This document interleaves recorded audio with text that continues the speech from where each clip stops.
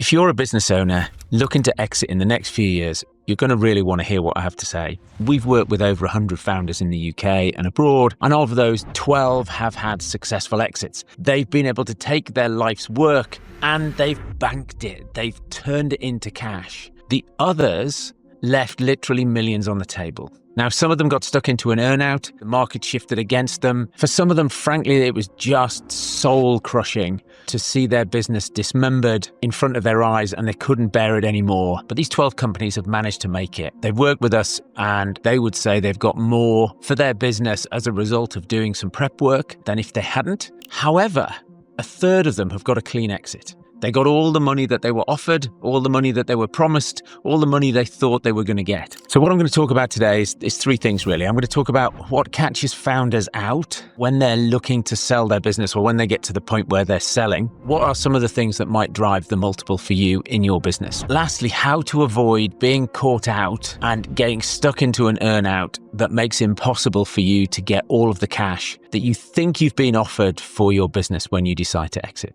If we haven't met before, I'm Dominic Monkhouse. I scaled 2 tech firms in the UK to £30 million in 5 years. So I've done that twice. I coach founder CEOs who are scaling. So they've got past about 30 people and we're trying to get them up and through the phase shift, which is about 100 and then on to 250. Let's step back for a minute. Selling your business is likely to be the biggest deal of your life. You might have done some big deals with clients or partners along the way, but this is selling your business. You might have some blind spots about where you are, the value, and what it's really worth. So let's dig into some of that. Please don't sell your business without getting professional advice. You need somebody on your side of the table that has done this before. They will work with you on the due diligence. They'll work with you on preparing your sale documentation, but they're not going to get paid until you sell. You need somebody that isn't emotional about this. You've probably negotiated or helped other people in your life negotiate deals. And because you're not emotionally involved, it's easy, but this is your business and you're emotionally involved. And so be prepared for that and decide before you start what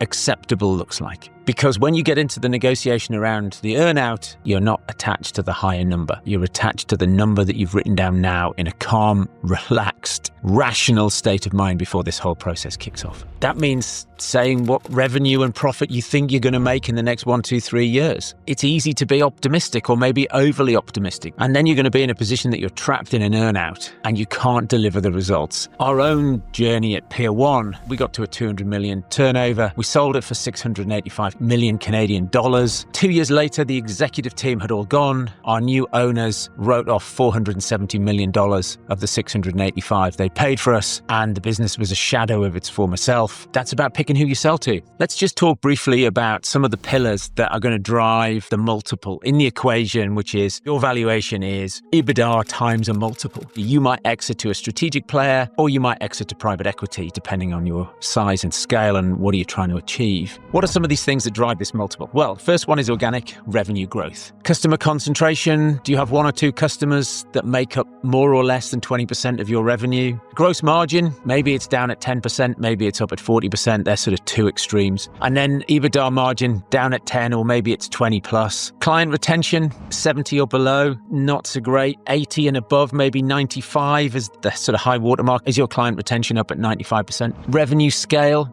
sort of 20 million, that might be a bolt onto something. But if you're 60 million, then private equity probably can take you and use you as a platform. And they're things that we can look at and plan strategically. Did strategy workshops with 2 clients this week. And in both cases, we were thinking clearly about what was an exit or really a refinancing at a target of 25 million ARR in 2 years from now. And then the last one is the management team. And I mention it last because there's 2 parts to this. It's the management team with you, the founder, on it, and it's the management team with you, the founder, off it. And really what you have to do is you have to be in a position that you can run this business, that it's obvious to the people who are buying this business that this business could run without you. If we think about the qualitative and quantitative factors involved, how do you fix some of those? What is it that you put in place? Well, you have to be able to run your company probably 2 days a week. That's the basis of the work that we do with our clients. We can get you to run your company 2 days a week. which means that you can focus on the things that only the founder should be doing. New products, new markets, raising capital, planning and delivering the exit, creating and selling a vision, building leaders. So have you got an A team? Have you got a leadership team, all of A players? If you haven't, let's get that fixed. Then we look at all the other managers through your organization, putting in place a senior leadership team and a management team, all of whom are A players. So that building a culture of building leaders is absolutely critical. And if you can evidence that, you can then scale your business. Your culture is not a bottleneck and leadership is not a bottleneck. Financial clarity is probably the next bit. Are we tracking the right things? And are we tracking them with enough detail? Can we evidence that over time?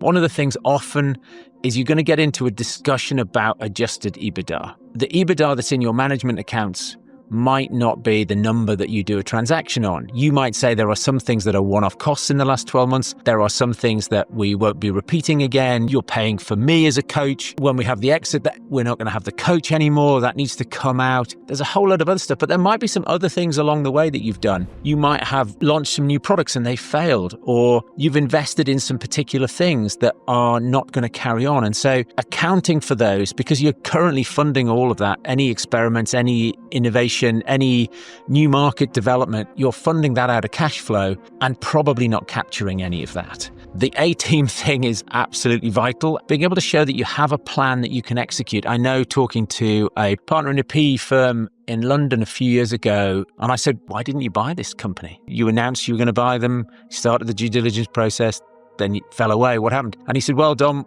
we got to close to the end of the process and we were doing some due diligence on the management team, he said, and I sat down with the chief marketing officer and the chief revenue officer and I said to her, okay, I'm going to buy this company and next week I'm going to give you £1 million. What are you going to do with it? And he said they had no idea, none whatsoever. And so he said, I just pulled out. He said, because the CEO is telling me a great story, but when I looked at his team were rubbish. He said, and I couldn't possibly see that we could execute with this team. Having a plan and having clarity on the plan and having a team that when they're pitching and you're not in the room, that they can still close the deal with your buyers. Let me just recap. Don't go into a gunfight armed with a knife. Look, these guys are buying, selling companies all day long. I know when I talk to private equity, they might buy 1 in 200 companies they look at. They are looking at companies and tearing them apart. I've bought some businesses, I've sold some businesses, I've been involved in due diligence lots of times with private equity in the UK, looking at IT managed services businesses, looking at management teams, looking at the sales and marketing go-to-market stacks for them and saying, do I think that they should buy this company or not? Now, if you're thinking of going in 3 years' time, get some help now. Run some sort of benchmarking due diligence process. Work out where the gaps are and then work out a plan. So over the next 2 or 3 years, you can fix all the ones you decide you want to fix. Let's work out how we're going to drive some of these things, how we're going to come up with a strategy we can execute. Maybe we want to change the enterprise, the mix of SME and enterprise. Well, how are we going to do that? Whatever these qualitative and quantitative levers of multiplier are, let's get a plan. Let's work out which ones we're going to fix and which ones we're going to leave where they are. And the other thing is time is not on your side. You might say we want to do it in a year or 2 years or 3 years. Actually, the market might shift and you might have to go sooner, or the market might shift and it might take longer. But being prepared is the key. If you have this plan to sell at some point in the future, start now. Start preparing now. Here's the thing. Even if you're not planning to sell, I think having an exit-ready business gives you optionality.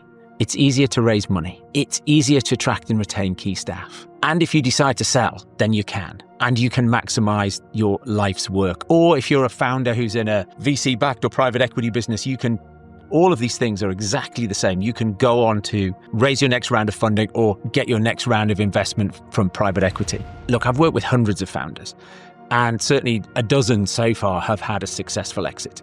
I know what it takes for them to be successful, and I know what it would take to help you have the exit of your dreams and not get stuck in earn-out hell. So if you'd like to have a chat, if you think we could help, click the link below, book a call. Love to have a chat and see how we might be able to help you.